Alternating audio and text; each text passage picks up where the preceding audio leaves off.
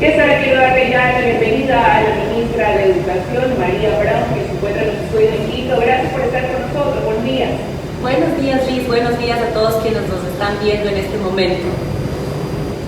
Bueno, usted asume ya sus funciones con un panorama bastante complicado en materia de educación debido a las consecuencias que deja esta pandemia, donde hay una deserción escolar evidentemente. No todo el país ha podido llevar el ritmo de una educación virtual a lo que nos hemos volcado por el COVID-19. Y en ese sentido quisiera empezar preguntándole qué radiografía ha hecho una vez que ya ha asumido el cargo sobre esta situación y un eventual regreso quizás ya presencial a las aulas, o vamos a tener que mantenernos desde su punto de vista un tiempo más a través de este sistema virtual de clases.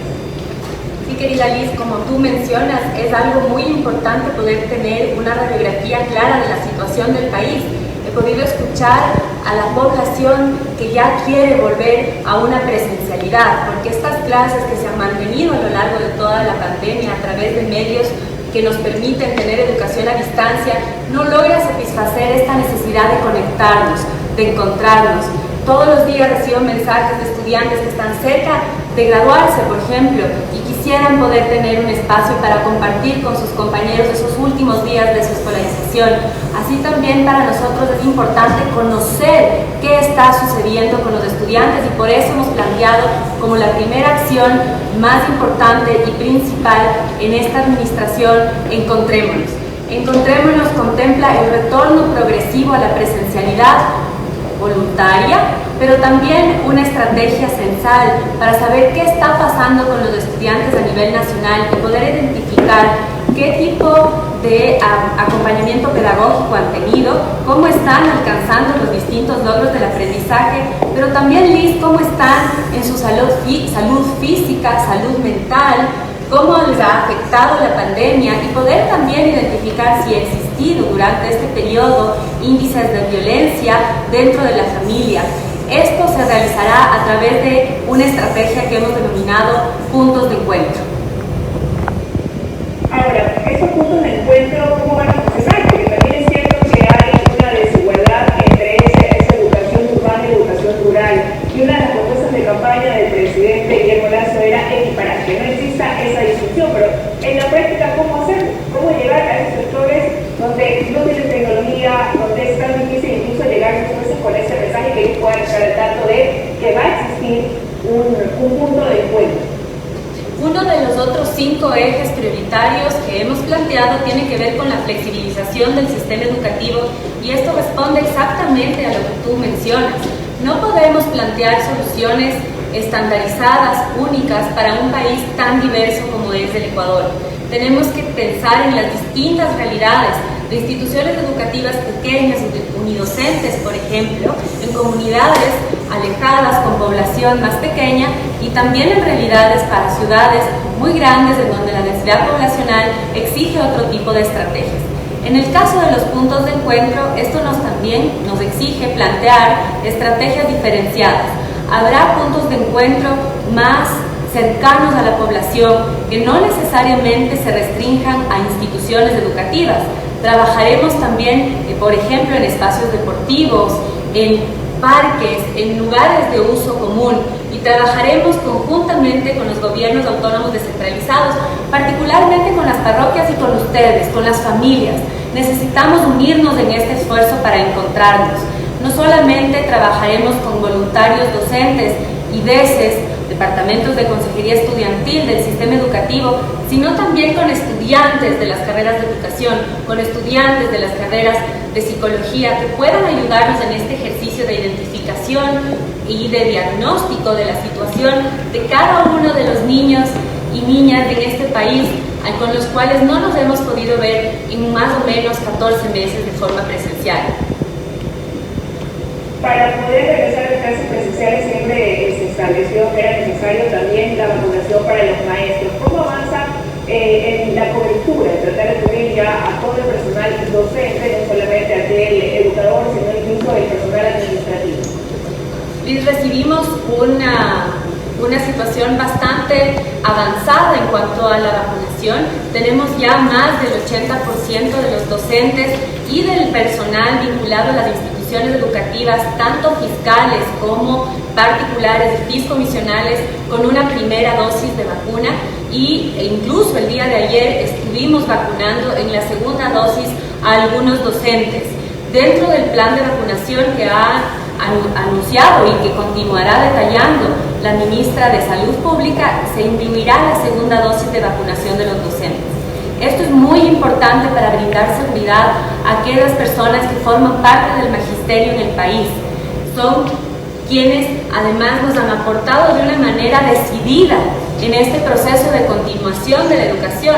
Pese a que no hemos tenido clases presenciales, hemos podido ser testigos de un enorme esfuerzo y dedicación de cada uno de ellos, quienes han debido adaptarse a estas circunstancias, adaptarse al uso de la tecnología e incluso ir mucho más allá de lo que todos hemos esperado, recorrer grandes distancias para ir casa a casa con sus estudiantes.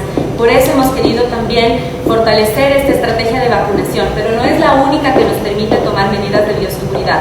También tendremos que, junto a cada una de las comunidades y cada una de las instituciones educativas, corresponsablemente decidir cómo podemos garantizar las medidas de bioseguridad en este ejercicio de retorno a la presencialidad, teniendo en consideración, Liz, que no podemos pensar en una realidad como era antes de la pandemia. Tenemos que pensar en una educación distinta, también aprovechar de estas circunstancias para innovar, para plantear, como te decía también, soluciones flexibles, innovadoras, que se adecúen también a las nuevas tendencias mundiales en educación y que incorporen también dentro de sus planes estrategias de atención a la diversidad que nos permita, entre otras cosas, por ejemplo, preservar nuestro patrimonio cultural y material de esta diversidad cultural tan grande que tenemos en Ecuador. ¿Y cuál va a ser el apoyo que usted ahí busque para poder también financiar todos estos cambios, modernizar la educación? Como usted ya lo mencionaba, requiere tecnología. Hoy que enfrentamos esta pandemia nos hemos dado cuenta, y la falta de esa tecnología ha llevado a que muchos de nuestros niños tengan una desigualdad que incluso hayan dejado de estudiar. Hay un conocimiento también de eso, pero hay una situación también económica complicada. ¿Cuál es el apoyo y financiamiento que se para poder implementar este tema? El tema de movilización conjunta de recursos, pero no solamente de recursos económicos, sino también de las personas. Movilizarnos a favor de este encuentro, de esta educación, es sumamente importante. Y esto lo iniciamos desde el primer día de trabajo, ni siquiera antes del 24 de mayo ya mantuvimos reuniones y conversaciones con diversos sectores, por ejemplo, del sector privado, quienes ya han comprometido sus esfuerzos para poder apoyar en esta iniciativa, también con organismos de cooperación internacional quienes han apoyado en el pasado esta iniciativa y continuarán haciéndolo de manera decidida, y directamente también con el Ministerio a cargo del ramo, con Diana Maino, estaremos trabajando en el incremento del acceso a la conectividad en el Ecuador y la dotación de los recursos tecnológicos que llegarán, Liz, acompañados también de una estrategia, de una agenda educativa digital que forma parte del eje de excelencia que hemos planteado en el Ministerio de Educación, porque no se trata únicamente de dotar a las instituciones educativas o a las comunidades de conectividad o de una tablet, de un teléfono celular, sino de qué vamos a hacer con ellas, porque también hemos escuchado a muchos padres de familia quienes sí han tenido la ventaja de tener acceso a la tecnología, que tampoco queremos que nuestros niños estén vinculados y viendo una pantalla todo el día mientras están aprendiendo. Esto quiere decir que tenemos que plantear que el uso de estas tecnologías sea el adecuado, sea el apropiado y que apoye el proceso educativo sin sustituir bajo ningún concepto el rol de un docente, que es quien puede estar ahí haciendo esas adecuaciones para que cada persona pueda desarrollar su máximo potencial. Cada persona es distinta, aprende de manera diferente y por lo tanto la tecnología debe estar al servicio de ese proceso formativo y no nosotros al servicio de esa tecnología. Un rol que incluso ahora lo estamos asumiendo muchos padres en casa, haciendo el soporte de ese docente, un trabajo en equipo. Ministra, dentro del plan de gobierno se hablaba también de realizar reformas a la ley de educación intercultural que permitan precisamente a los colegios ser más competitivos. ¿Hacia dónde irían encaminadas esas reformas? Vamos a trabajar en la flexibilización, como te decía Liz, en uno de los ejes, y parte de esa flexibilización viene acompañada de autonomía. algunas de las reformas normativas que vamos a impulsar a nivel de la Ley Orgánica de Educación Intercultural, pero sobre todo a nivel de normativa secundaria, de acuerdos ministeriales, de directrices que se han emitido en el pasado, que permitan a las instituciones educativas tener un mayor rango de autonomía. Pero no cualquier autonomía, una autonomía responsable. Las instituciones educativas que demuestren mejores resultados, estar mejor conectados con las comunidades, aprendizajes certeros, seguros y avance dentro del proceso educativo de cada uno de los niños que forman parte de esa comunidad, podrán tener un mayor nivel de autonomía y con esa libertad vendrá también una mayor responsabilidad. Esas instituciones educativas que constituirán el grupo de instituciones educativas de mejores resultados podrán apoyar también a otras en un ejercicio de acompañamiento, a aquellas que necesiten reforzar ciertos aspectos de su gestión y ciertos aspectos de su desarrollo pedagógico y curricular. En este sentido, tenemos que trabajar en este ejercicio nuevamente, repito, de corresponsabilidad, porque la educación, si bien debe ser garantizada por el Estado como garante del derecho a la educación, también debe ser participativo y todos los sectores de la sociedad debemos vincularnos. Uno de los sectores con los que trabajaremos muy fuertemente es la academia. Necesitamos estar mejor vinculados con la academia y la academia debe además también apoyarnos a proponer estas nuevas iniciativas y estas innovaciones que podremos también implementar de manera paulatina y responsable en el sistema educativo nacional. Sí, se podrá ver quizás una revisión también de la actual malla curricular, poder agregar materias que uno constan en ese texto académico y que muchos como han cuestionado deberían haber formado parte y nunca también haber salido, como ética, cívica, formación de valores. Sin duda tenemos que trabajar dentro de este eje de excelencia en reforzar los contenidos en los que trabajamos en habilidades blandas. Estas nos permiten, entre otras cosas, generar empatía, ciudadanos responsables, desde un enfoque de ciudadanía mundial, en donde consideremos no solamente la realidad del Ecuador, sino el contexto global, en donde, por ejemplo, podamos también trabajar sobre la educación para el desarrollo sostenible. En la encuesta Futuros de la Educación que realizó el Ministerio de Educación junto a la UNESCO y varios organismos de cooperación y sociedad civil, al finales de la gestión anterior, pudimos constatar que los jóvenes que respondieron a la encuesta plantearon como su principal preocupación y decían que quisieran que el sistema educativo trabajara más sobre la sostenibilidad. Este es un tema que debemos reforzar.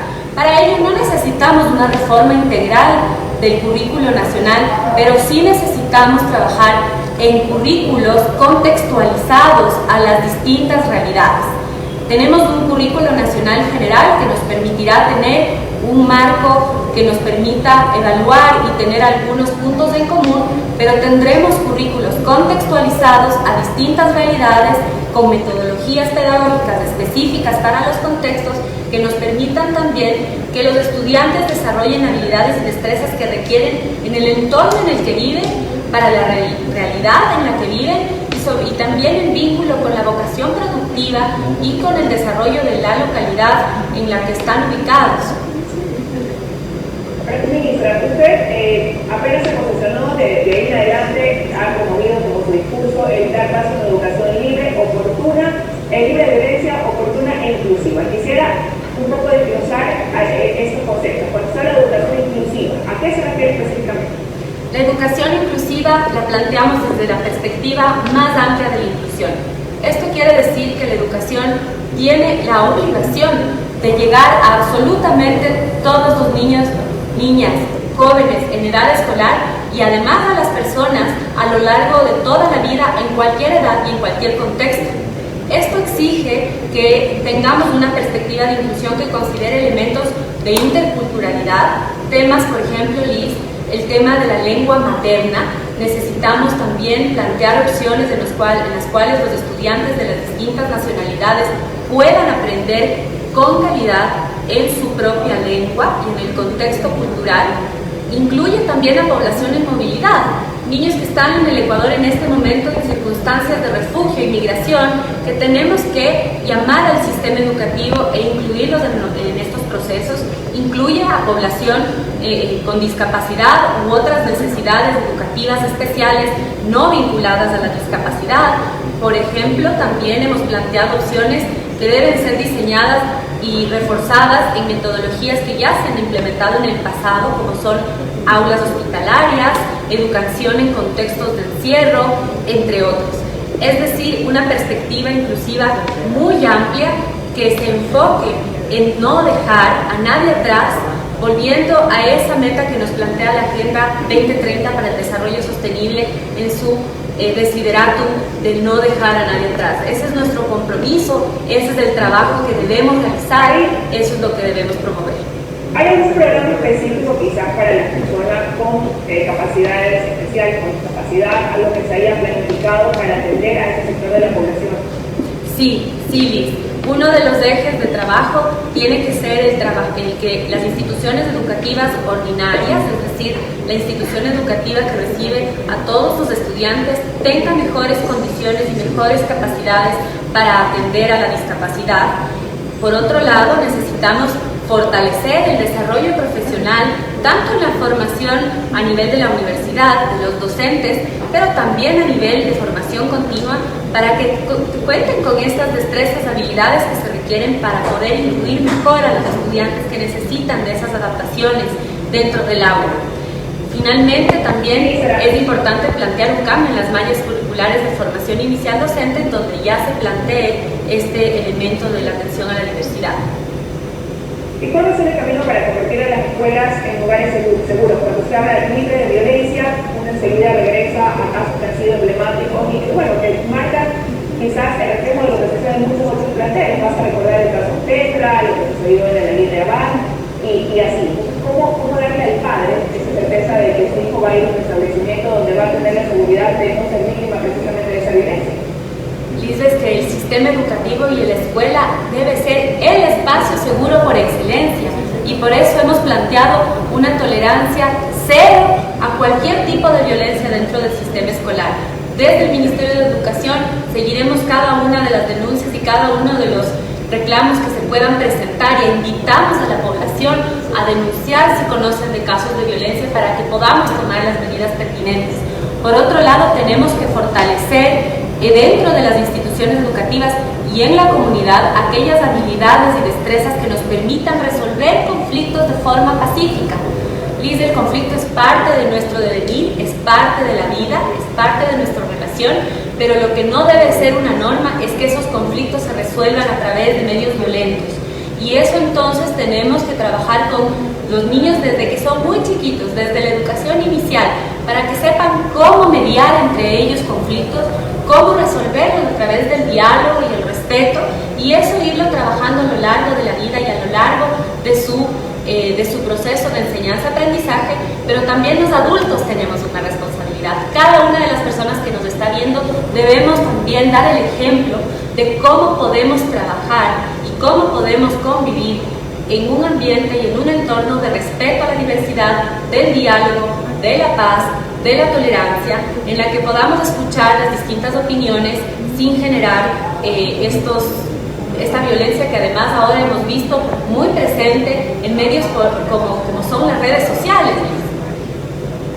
Ministra, me queda poco tiempo, un minuto y quiero referirme a los educadores. Usted asume sus funciones heredando una situación que es la preocupación de cómo se va a financiar ese incremento en el salario de los educadores que fue aprobado a través de la reforma de la Ley de Educación Intercultural. ¿Qué va a pasar en ese sentido? Ellos están a la espera de una respuesta ante eso, una vez que en finanzas se dijo que era inviable poder cubrir ese aumento.